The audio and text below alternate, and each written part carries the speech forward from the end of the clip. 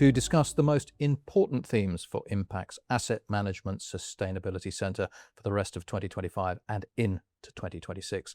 I'm joined here in the studio by Chris Dodwell, Head of Policy and Advocacy at Impax Asset Management, and down the line from New York by his deputy, Shahbano Soomro. Chris, can I start with you first? Can you tell us a little bit about your role at Impax and how you interact with the investment team there? Yes, well, Impax has been pioneering investment into the transition to a more sustainable economy for more than 25 years. And Shahbano and I work at the heart of that in Impax's Sustainability Centre. So the centre provides expertise on these topics to not just to our investment team, but also to our clients. One of the key activities we undertake is stewardship, and what we're really trying to do there is to address systemic risks to our and our clients' investments. And we do that by pulling on a variety of levers, ranging from engagement with our investee companies to discussions with governments and with peers around how we can improve sustainability policy. Shahbano, how do you work with the investment team? Hi, Mark. I work with the investment team to identify trends that are creating both risks and opportunities as we shift to a more sustainable economy. And we think about that in terms of broad themes such as resource efficiency and electrification, but also in terms of deep sectoral transitions in everything from healthcare to financials to IT. Beyond that, I work to implement and innovate our methodologies for measuring and quantifying transition and physical climate risk at the corporate level. Well, you mentioned a number of themes and topics there, but which do you think are the most urgent ones to discuss at New York Climate Week, which is coming up pretty soon? Extreme weather. I think we can no longer claim that this is a distant threat. It's here, it's now, it's accelerating. And the real question is, how do societies and investors build resilience before the next headline becomes a true crisis? Take New York as one example. In this year alone, we've seen extreme rainfall completely overwhelm infrastructure, and the city's flood resiliency plan estimate that nearly 50 billion is needed to help the city adapt to future extreme events. And that's just one city. More broadly, corporate supply chains, national productivity, public budgets, we're vastly underestimating the economic toll that these events are having today on our societies.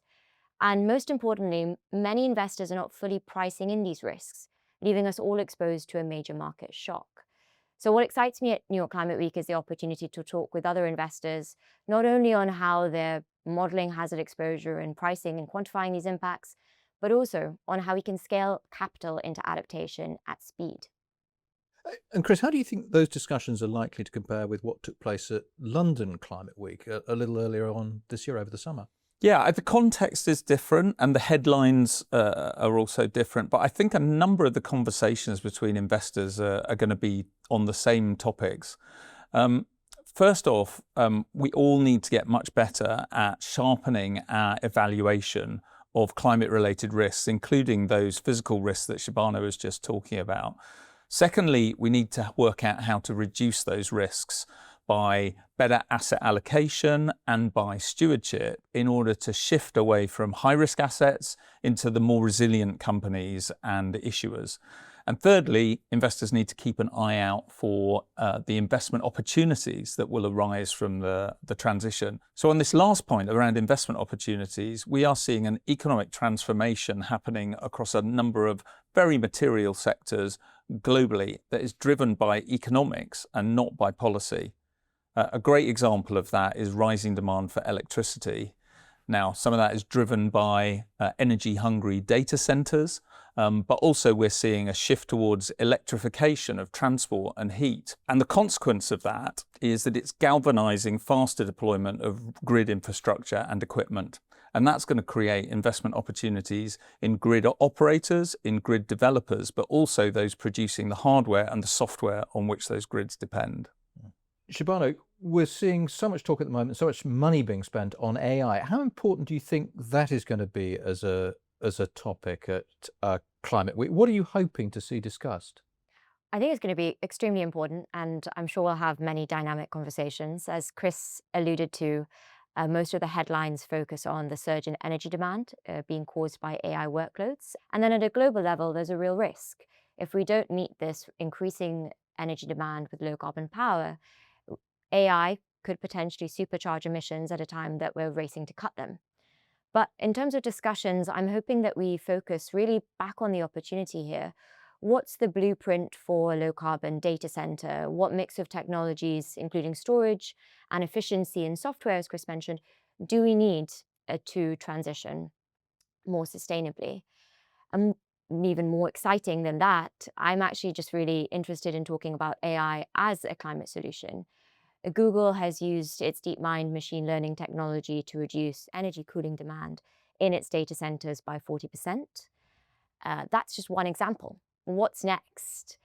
I'm keen to explore with others at Climate Week what is going to be the next generation of AI-enabled tools that really help to solve some of the sustainability challenges that Chris and I work on a day-to-day basis.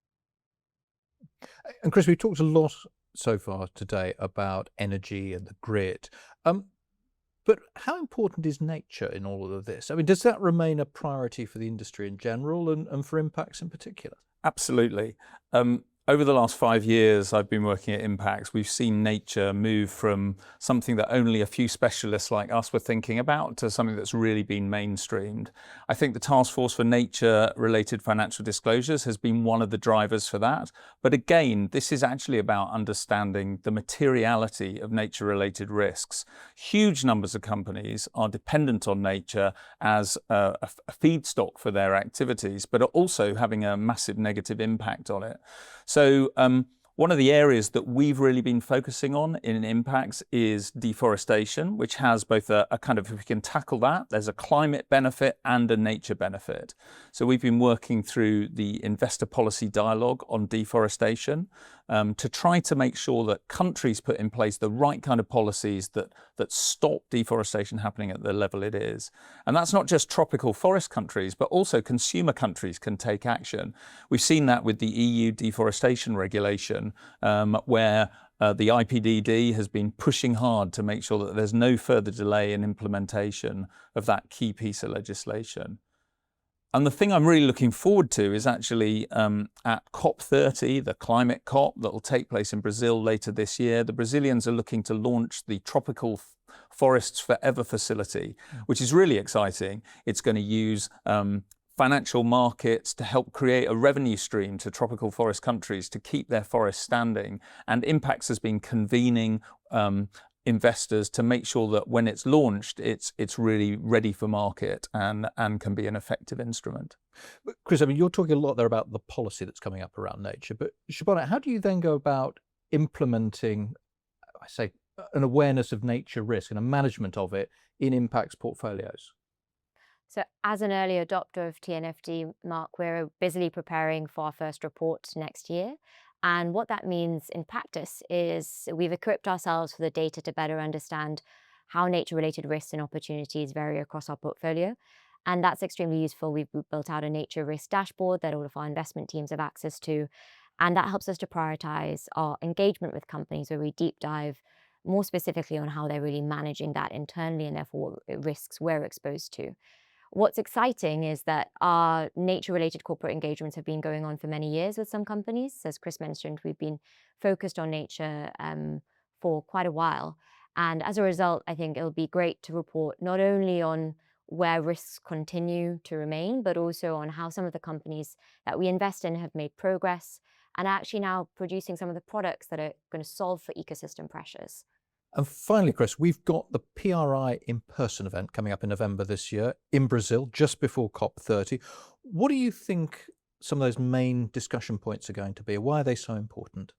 So it's a crucial time for the future of responsible investment, and PRI in person always brings together a fantastic group. There'll be more than 1,000 investors in Brazil discussing these issues. So firstly, I think it's an opportunity to broaden the conversation out.